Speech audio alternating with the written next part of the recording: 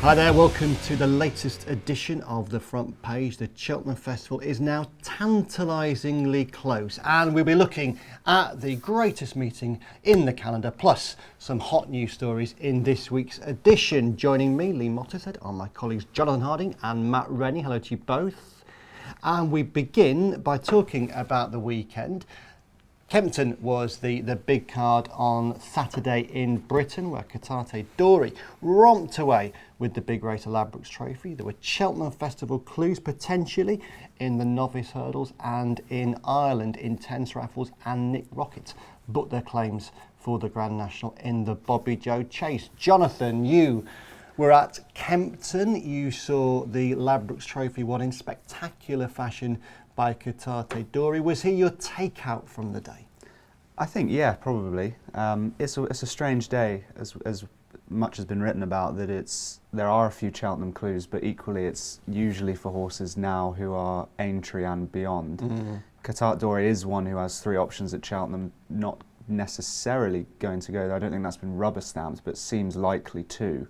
And he'd be the one really going forward for something like the Ultima after that impressive success. He's going to get, one would imagine, a massive hike in the weights, but I still think he could be quite competitive at Cheltenham because he came in off such a low weight, and to win that impressively, even carrying a low weight, was hugely impressive.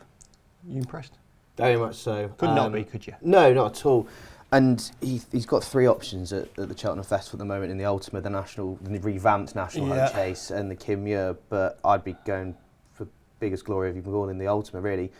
It's a race we know British trainers have done rarely incredibly well in over the past 20, 25 years.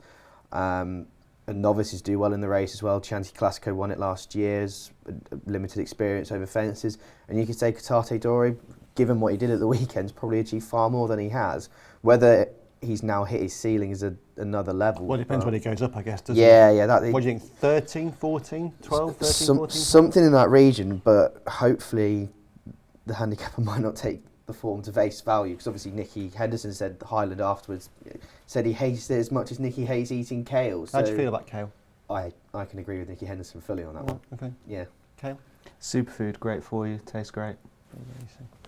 No, it's all about That's why he's an award-winning reporter. Exactly, that money to have a bit more kale myself. But I just think he's obviously an up-and-coming novice. I think maybe the race fell perfectly in his favour, but I'd be happy to back him for the Ultima. That would be the one I'd go for.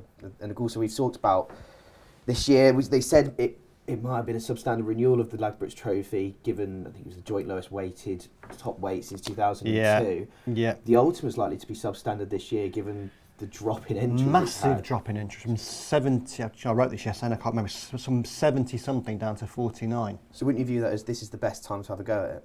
Because it's normally a very deep and competitive race of the best British handicappers usually. So. Yeah, well, because of the weight, the rating bands in place for the National Chase and the Kim Muir 145, I think.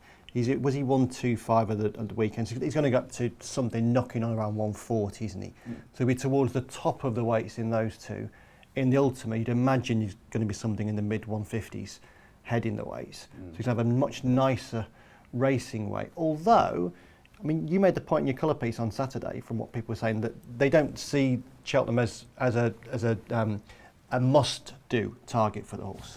No, I mean, Sam Thomas was saying that they'll take the horse back and sort of decide. He seemed to be leaning that way, whereas the owner, Di Walters, essentially said, we'll leave it up to Sam, but did have quite a telling line. He said it's not all about Cheltenham. He'd be quite happy just to go and watch the racing and cheer on everybody else, he said. So well, I'd imagine, I would say more likely than not he will run at Cheltenham, but the theme of the day was very much Aintree and beyond. That's sort of the way that day has gone in recent years. It used to be a massive day of Cheltenham Festival trials, probably less so these days.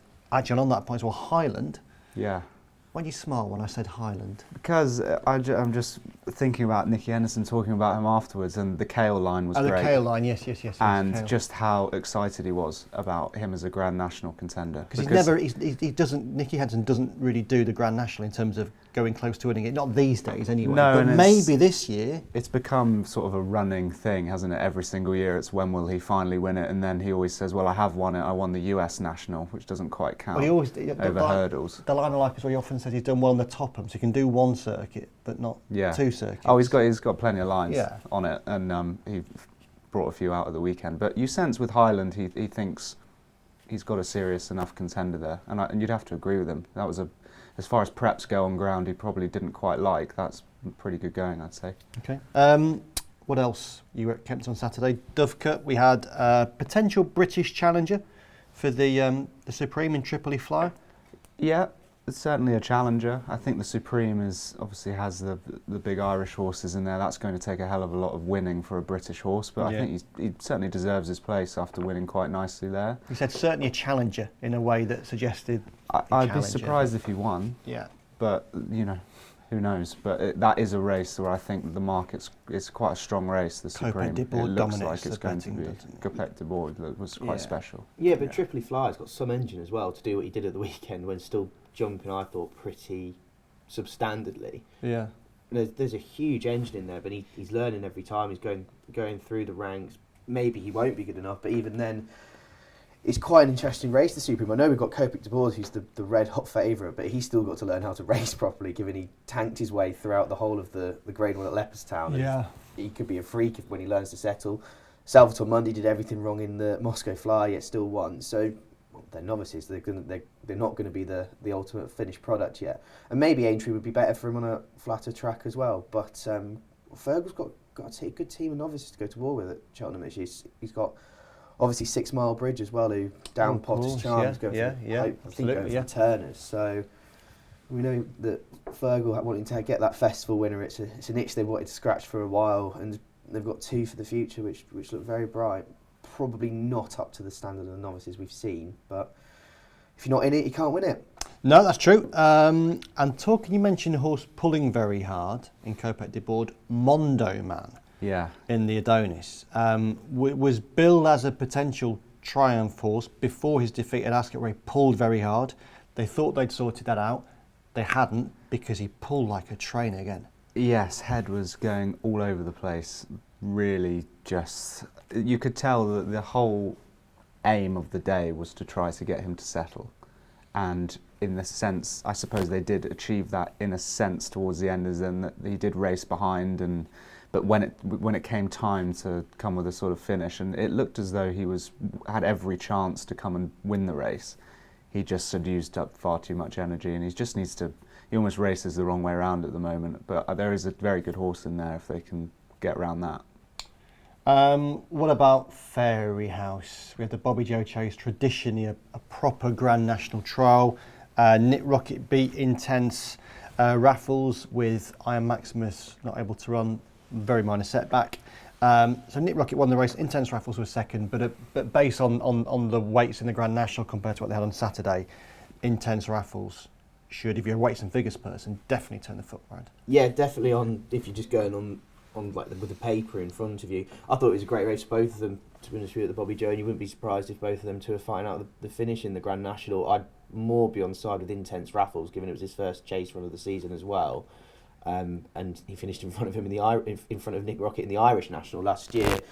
They've both got endless amounts of scope to improve. It's just whether the new makeup of the National suits the horse of their class, or whether we're now going towards Iron Maximus. Last year was already a Grade 1 winner before for the Bobby Joe, Grade 1 and Irish National winner. So you need that high class calibre of horse for the National these days. So I'm sticking with my anti-post punt of Grange Clare West, given he ran an absolute stormer in the Irish Gold Cup. But I thought it was a terrific trial for both, and you can see them being in there. Especially Nick Rocket's it feels like he's been around for a while, but he hasn't really. He was a novice last year, managed to run a stormer in the Bet 365 Gold Cup as well.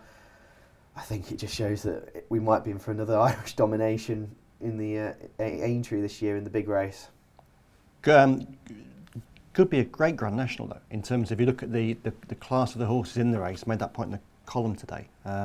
There's some tremendous talent in there, as you'd expect or you should get for a £1 million handicap. Even more valuable, this is a seamless link. Really nice. See where I'm going here? See where I'm going here? Yeah. The Ida Chase. No. The Saudi Cup took place on Saturday. Not my favourite part of the racing year, but even Saudi sceptics would say that it was a humdinger of a finish. Yeah. I suppose the question is, should Romantic Warrior have won? He came 5 wide around the bend under James McDonald, a bit of movement there, 5 wide around the bend, cruised into the lead, past the Japanese star Forever Young, went clear and then got caught. Did J-Mac cost Romantic Warrior the race? I don't think so. Okay. Myself. No, Yeah. I think it was just a typical... I love Romantic Warrior. He's one of those kind of... International horses don't always cut through, to use a hideous marketing term, but he is one that just gets sent everywhere, always runs a massive race, and I think he ran his race in Saudi Arabia on dirt for the first time. Huge effort, and was just narrowly beaten by a better horse on the day. I'm sure if you reran that race 10 times, they'd each win it 5 times. I think they're just the 2 best horses by a long way, and it just so happens that this time Forever Young had that little bit of extra at the finish. But as far as flat racing goes, I don't think it gets much better than that. Okay, that's your vote. Before, you can have the casting vote, because I'm a huge J-Mac fan. I'd say he's arguably the best jockey riding them all at the moment, alongside Ryan Moore.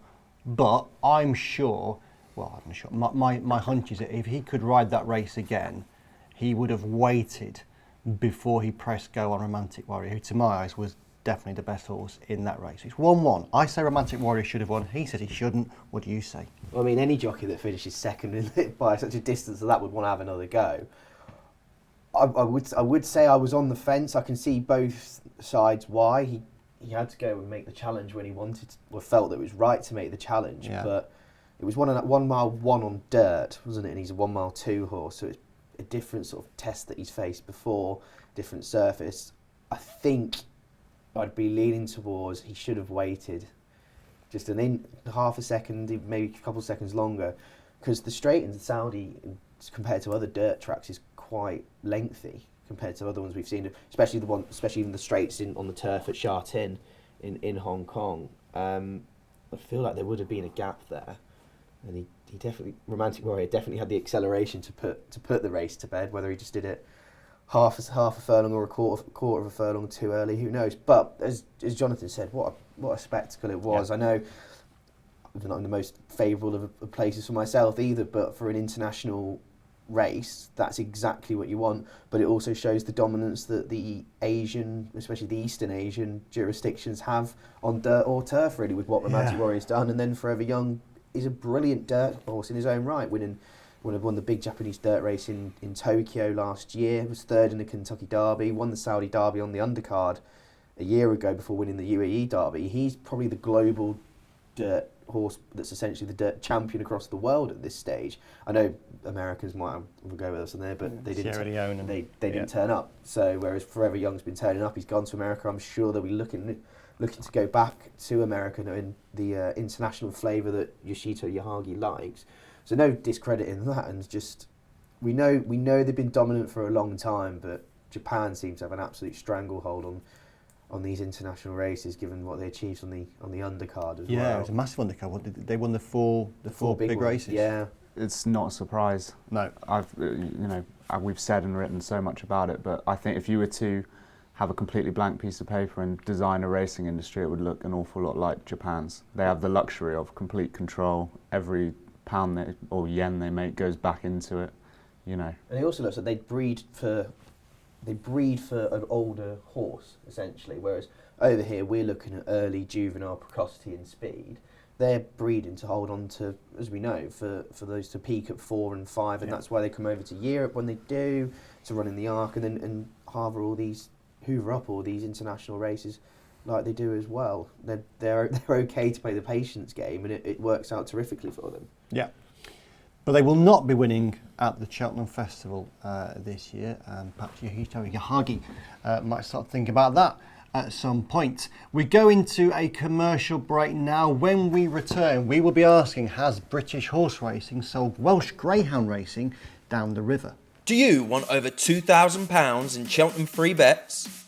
Visit racingpost.com/free bets, the ultimate hub for betting offers. Racing Post. Stay ahead of the field. Welcome back to the front page, and we move to politics now, because in the Welsh Parliament last week it was announced by the Labour Deputy First Minister, Hugh Iranka-Davies, of an intention to ban greyhound racing in Wales. Interestingly, it came as part of a wider budget announcement in the Welsh Parliament, and it would mean, if the plan came into force, that the only Welsh greyhound track, Valley, would cease to exist for greyhound racing. Matt Rennie, you are the resident greyhound racing fan on the panel. Just talk about the ban for now. Yeah, so it's come as a part of, sort of an economic budget deal with Labour, who run the Welsh Parliament at this stage, and it's come through, and it was said that Jane Dodds also is who's the Liberal Democrat member of the Welsh Parliament. It was used in almost sort of a deal to ensure for her vote to get this proposed economic budget through. I just think it's such an ill thought out, rash decision that they thought they could just slip it into the background essentially of this deal without really working or even consulting with the industry and the audience of Welsh greyhound racing. Obviously, I know it's only one greyhound track there, but just because it's going to happen in Wales, you're now leaving yourself open to it happening in England throughout greyhound racing, and then throughout greyhound races and animal sport. Is it going to snowball into that racing becomes under threat, firstly in Wales and then wherever else? We should be doing all we can to support animal sports, that especially ones that you know or you hope to know are run with welfare as a paramount interest, and we keep on top of that, and we should outlay those claims to devolved parliaments, even and national parliaments as well.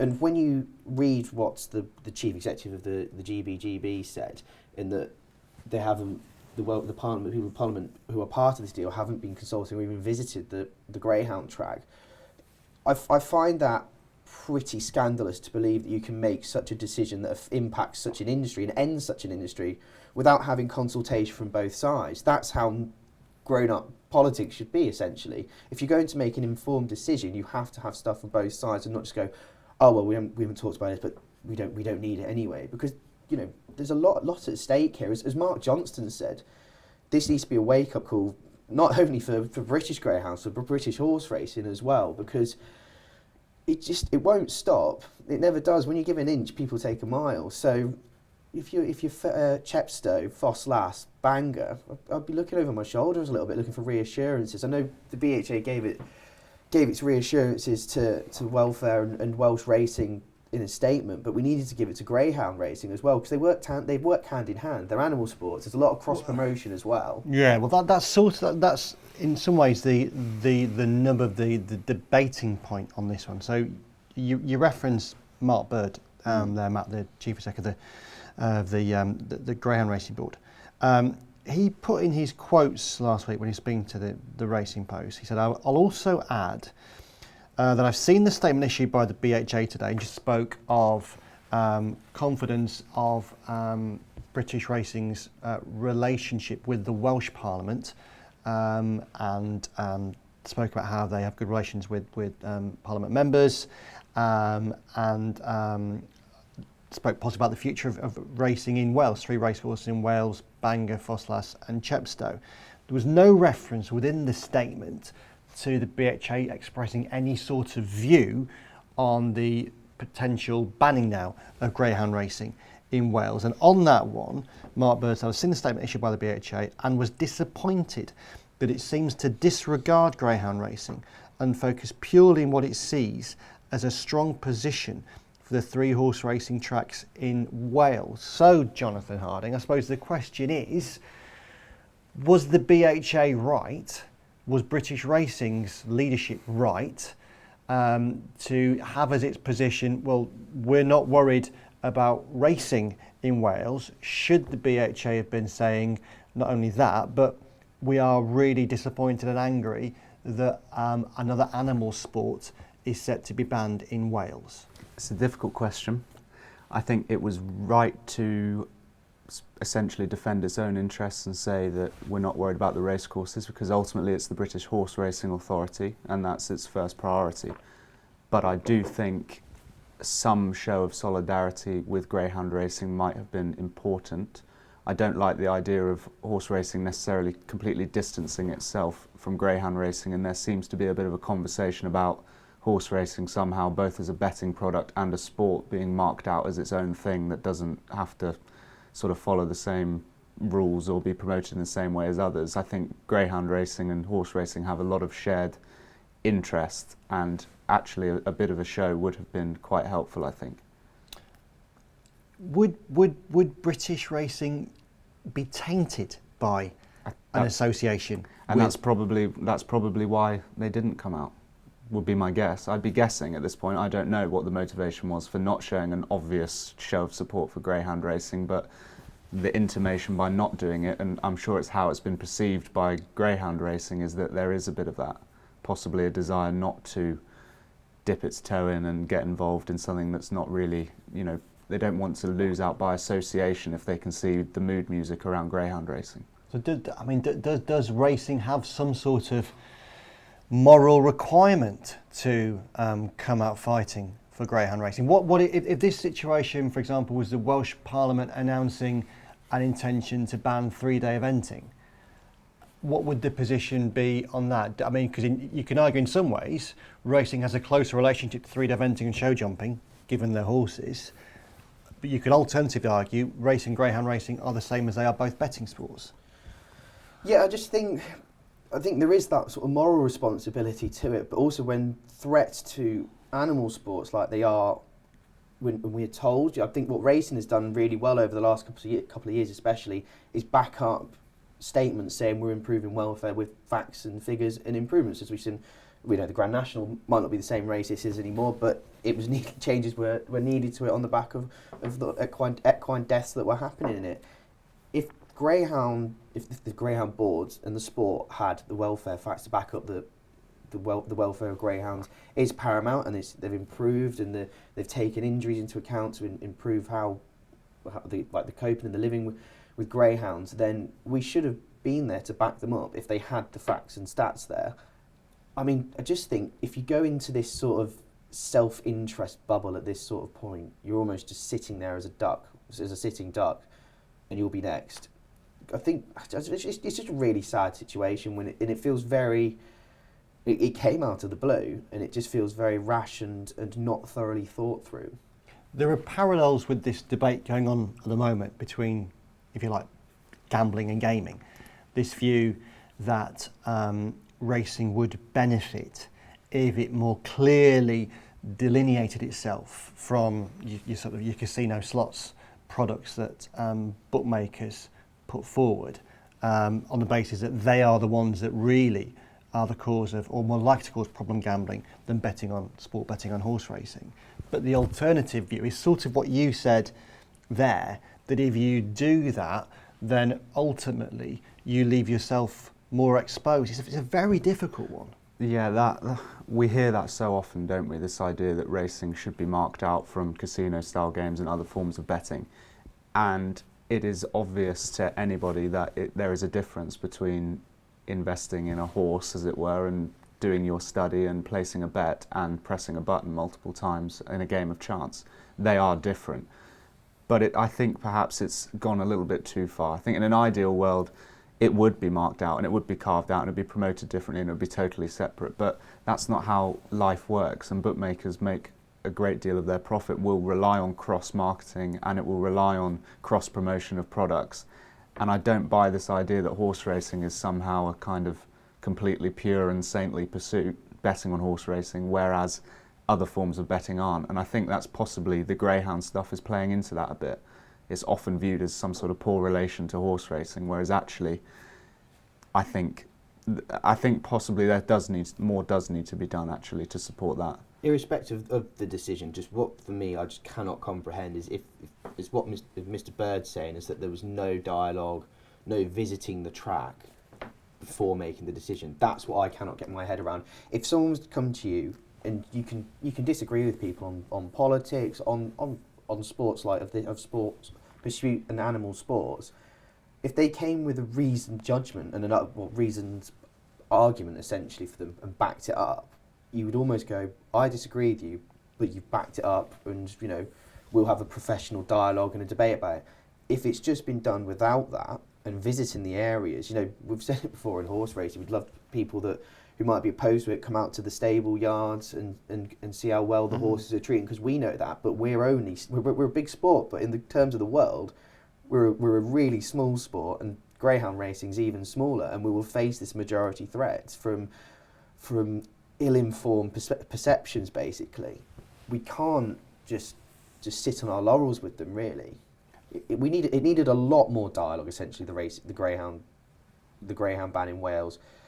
But instead, it just feels like it's just been sort of thrown in there as an extra. I suppose, and on that point, ultimately, I guess what this shows is the extent to which a sport, greyhound racing, potentially horse racing at some point, is vulnerable to politics, in the sense that the banning of greyhound racing seems here really to revolve around one Liberal Democrat member of the Synod, the Welsh Parliament, who wants greyhound racing banned, and who the Welsh government needs her support to get its budget across the line. I mean, you're reading like BBC news stories on this, that they said that almost astonishment that a ban on greyhound racing has formed part of a budget deal. But again, it shows you can't live in a bubble in a sport. You are impacted by what goes on outside that bubble. And I say one Liberal Democrat politician, in effect, has brought this ban forward. Yeah, and we shouldn't be afraid of our products as well. And I just feel like, as you said, that British horse racing had a lot of a moral obligation to support them, and I feel like we've kind of let them down on that front over this. We move on to the final part of the front page today. We're going to rattle through a few of the last week's stories. Start, John, with Premier Racing half-term report. Came along last week. Wasn't entirely positive. Yeah, it's the type of report card, if you took it home to your parents, they'd be pretty peeved, I'd imagine. Never had to do that. No, naturally, no. No. But I can, you know, it's completely predictable. I like the fact that we have a report card, and that these things are being tracked. You have to say fair play to that. I just think it's essentially fallen at almost every hurdle thus far. Affordability will obviously be having a knock-on effect on betting turnover, but if Premier Racing is one of the countermeasures against that to grow that and better promote the product and to make racing more appealing and all the various other things, no doubt noble intentions that it has, it just feels as though it's been sort of half-baked at this point. Without it needed, my personal view, and the horse is massively bolted on this, is that they should have waited to release it. It got the softest of soft launches and has never really picked up to where it needs to be with national promotion and everything else. I'm aware of the financial realities. I'm aware a lot of people are putting a lot of work and do want it to be a success, but for me, you're either in or you're out, and at the moment we're in some weird halfway. I mean, you wouldn't know you're at a Premier meeting. No, I mean that's the problem, isn't it? There has been no meaningful promotion or marketing of Premier Race Days as Premier Race Days, and they don't look or feel any different to how they did beforehand or to a core race day. Well, that is the absolute key area where it's flopped. It's the non-existent marketing of the product. As Jonathan said, affordability has played a role, but I think there's only so many times you can keep going back to the affordability issue. Mm-hmm. We know it's going to play a major role in affecting racing negatively for quite a long time, but it was just so rushed. Give yourself a bit of time to bring a proper marketing tool towards it. We've seen nothing to do with the marketing of it completely. If they're giving themselves till, I don't know, starting it came in 2023, didn't it? And then New Year's Day in 2024 was the first Premier Race Day. Give yourself a year between it to get yourself a proper marketing team in there, work out how essentially we're going to do it, because they've just bunged a load of about 170 fixtures together, which don't, and a lot of them don't stand out as Premier fixtures. This is meant to be the best of the best, and maybe we have to be a bit cutthroat and just say, well, unless you've got like a group minimum of a Group 2 on your card, Group 2 or Grade 2, you're not going to be a Premier fixture, because we need to be marketing the very best of the sport, essentially. It was just it was so rushed, and as you say, it's a state of nothingness for everyone, people in racing, the consumers as well. They see a little logo by the finishing line. Yeah. That's all we've got. Yeah. We've got nothing else, and it was...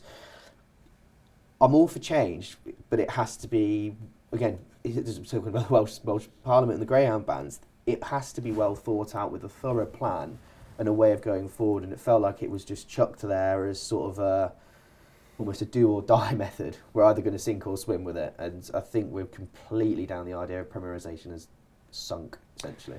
The City of York Stakes and the Long Distance Cup will both take place on Premier Race Days this year. And they will take place as Group 1s for the first time. That was announced this last week. So there have been long-standing efforts by the BHA and by York and by the shareholders of British Champions Day to have the Long Distance Cup in the City of York upgraded to Group 1 status. That's always been rejected, largely.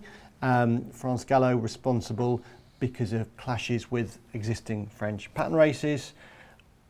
Perhaps to many people's surprise, after disappointment last year, they got over the line this year. They'll both be Group 1s. Really great work from BHA's Ruth Quinn, who's been working hard on this for years. Shows that I mentioned it in the column, sort of George better than War. A lot of people might have said, what's the point of being in this European Pattern Committee that's holding us back? But of course, because of the European Pattern Committee, you have situations where you can't just introduce, say, a mile and a quarter, €5 million Group 1 in the same week as the Juddmonte International. Great work from Ruth Quinn, from the BHA, from Yorkshire French Champion Series, from the Flat Pattern Committee, and fair play to France Gallo for seeing the bigger picture on this one. We also saw an upgrade of a French staying race, a pre-contest Vigier, to Group 1 status as part of a wider attempt to further support the staying programme. And we got a new race on Champions Day, a £250,000 six-furlong contest. Kit have wanted a 2-year-old race on Champions Day for years. Lots of different races have been looked at. Millree Stakes, Futurity Trophy, the Royal Lodge Stakes more recently. None of those have passed on. So we got this new race this year in October.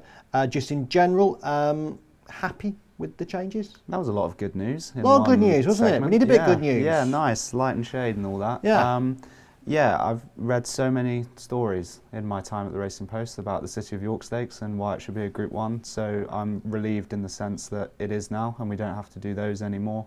And I think it is completely deserving of that status. There's a lot of good work goes into getting it there. No one would begrudge William Derby or York anything. I think kind of York Racecourse and indeed Champions Day with that race being promoted as well are two of the things that you can hang your hat on as, okay, maybe there is a future to this game. You know, there is positives, there is things that you can look at, and yeah, pleased for them both. And as a proud resident of York, you'll be particularly delighted. Yeah, I can see the Knavesmire from my bedroom window. It's brilliant for the track. It'll be brilliant for the city as well in terms of the Ebor Festival, because there's a Group 1 on every day now. Yeah, that's a proper end of summer festival. Yeah, should I say? It really brings the height of the summer flat racing season to a really good crescendo. And I know there were questions about whether it merited it, given the most recent run. It was won by Breege. It was a substandard. They were unlucky this year, but they were really unlucky. The audience was a non-runner. Kinross was a non-runner as well, and Lake Forest reared up in the gates and had to be withdrawn. Well, we know Kinross is a Group 1 star and has been for ages. They'd attracted the Glockinge winner and the Lennox Stakes winner to the race, and Lake Forest has gone and won an absolutely unbelievably valuable race in Australia. So if they all raced, it would have we'd have been going here going, yeah, absolutely, it would have been great. Brilliant for York. The one thing I question is, what do you do with the Hungerford Stakes now? Hungerford Stakes is always... it's a week earlier. You can't have... It's always struggled. I think, recent years, it has really struggled, and you need that sort of pyramid to get to the City of York Stakes. So obviously the Criterion's now at York in late June. It's a Group 3. The next logical step a month later is the Lennox Group 2, and then you're into the City of York Stakes Group 1. Whereas the Hungerford being a Group 2 is sort of in purgatory. It either needs to be a Group 3 or lost, really, because they're not going to attract the horses of the City of York Stakes is going to, nor in the Prix Maurice de Guise, the sprint having to go at 7 furlongs. But that's for the pattern and people above my pay grade to decide.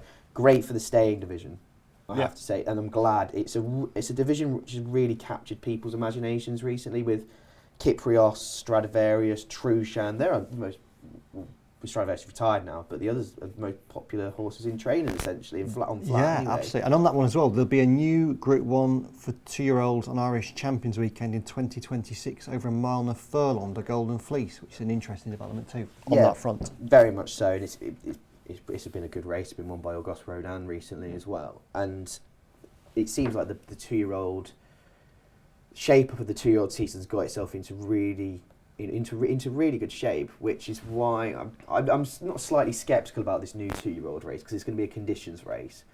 Be interested to see what calibre horse it was going to attract. But as a whole, the way the British and Irish juvenile sort of system works I think it's really, really well. It builds to the crescendo with the Middle Park and the Cheveley Park Stakes, the Dewhurst and the Futurity Trophy at the back end of the season, when it should be Group 3s, Group 2s, and you build to your Group 1s. So it wouldn't have been right if, say, the Mill Reef got switched to Ascot, because you're essentially... It might have attracted those that have been beaten in the Middle Park, really, but it's not a champions race, in a way. But that's just, it's nice it's another big race on Champions Day in a way, but I'm really impressed with the Stayers one, and well deserved for the Long Distance Cup as well. And if there's any sort of doubts about people not going to the Cadran and to go to the Long Distance Cup, well, Trushan's done both recently in running and winning both, and Kyprios did the double last year as well. So it's doable, and hopefully that works as a benefit for all in Europe, European racing as well. And the Pre-Royal Oak has been mentioned, but that's always overlooked these days by the Long Distance Cup, and that was the case as a Group 2 anyway. Just finally, a bit of a plug. If you are a Racing Post Plus member, you'll know that there was an interview with Dan Skelton. Came out on Saturday evening. It was in Sunday's Racing Post. Dan talking about his huge Cheltenham Festival challenge. He was a big flag bearer for Britain last season. Lots on the horses, but also on issues. Just pulling one of the things out that Stuart Riley got from Dan in his interview. Dan repeated his view that the Grand National Festival and the Grand National should come at the end of the British jump season. So in effect, push back from early to mid-April to the end of April, in effect replacing Sandown's Jumps finale as the last hurrah of the season. We've already had one vote in this programme. We're going to have one more. I'll go first. Dan, great to have ideas. I don't particularly like this one myself, so I'd be a no. What would you be, Matt? Well, it's very similar to the other one. I'd say probably sitting on the fence. I'd probably lean more towards no at this stage, but with a further tweaks, it could be an idea that gains traction. Okay, Johnny's not going to be deciding vote because it's 2 no's already, but anyway, go. No. Okay. But that's the sort of innovation we need. We need ideas. We need ideas. We can go through it. I mean, the Grand National, as we've said, is a completely different race to what it was 10 years ago now. Yeah. So the horses that would have got into the Grand National 10 years ago now have the option either a week later in the Scottish Grand National or 2 weeks later in the Bet365 Gold Cup. So you can't really. It's really hard because it's such a rigid format, and I think we should have more British horse over at Punchestown. Personally, that's just I'm sure Punchestown wouldn't welcome the Grand National Festival going to the end of April. And also the Irish come over for Cheltenham, so why shouldn't we reciprocate it at the end of the season when there's a 6-week break? Absolutely. Okay, I think that is probably that. Anything else you want to talk about? We covered everything. Champions Series coming to an end. Oh yes. Didn't ever really start, did it? Similar to Premierisation, in a way. I said beforehand, it got lucky in its first year that Frankel was around, and it sort of boosted it a bit when because Frankel was around. Then Champions Day was switched to Ascot when Frankel was winning all the races as a 3-year-old and becoming a real star. But even then, nobody spoke about the fact he was running in a British Champions Series. As a great lover of neatness and order, I like the idea of races leading and being part of a series and it all being very tidy, and you can have a nice wall chart and everything will be great, but I just don't know if anyone was all that aware of it, really. Well, that's probably a little bit harsh. It was well intentioned and it worked to help build Champions Day up as a kind of road to it, but Champions Day became so big that it's its own thing, and the road to it is sort of doesn't really matter to me. Yes. There's no definitive road in the flat season as well. You think about, we've got Derby in early June, Royal Ascot in June, then you're into the King George and the 3-year-olds merging into facing the older horses. You know, the flat season doesn't have what Jumps has nowadays in the monster that is Cheltenham, and you're never going to make Champions Day like Cheltenham because of, there's many mitigating factors, the ground being one of them, but the international targets like the Prix de l'Arc de Triomphe and Breeders' Cup as well are still a strong lure for people over here. Yeah, exactly. I think our road has come to an end now. So we thanks to you, Jonathan. Thanks to you, Matt. We thanks to you for watching. We'll wrap this up. Just a reminder that our festival preview coverage is now well and truly underway. First Ultimate Festival preview night piece was in Monday's Racing Post with Mark Holder. Patrick Mullins follows on Tuesday. Keep abreast of all that and everything else that we do. And until next time, bye-bye.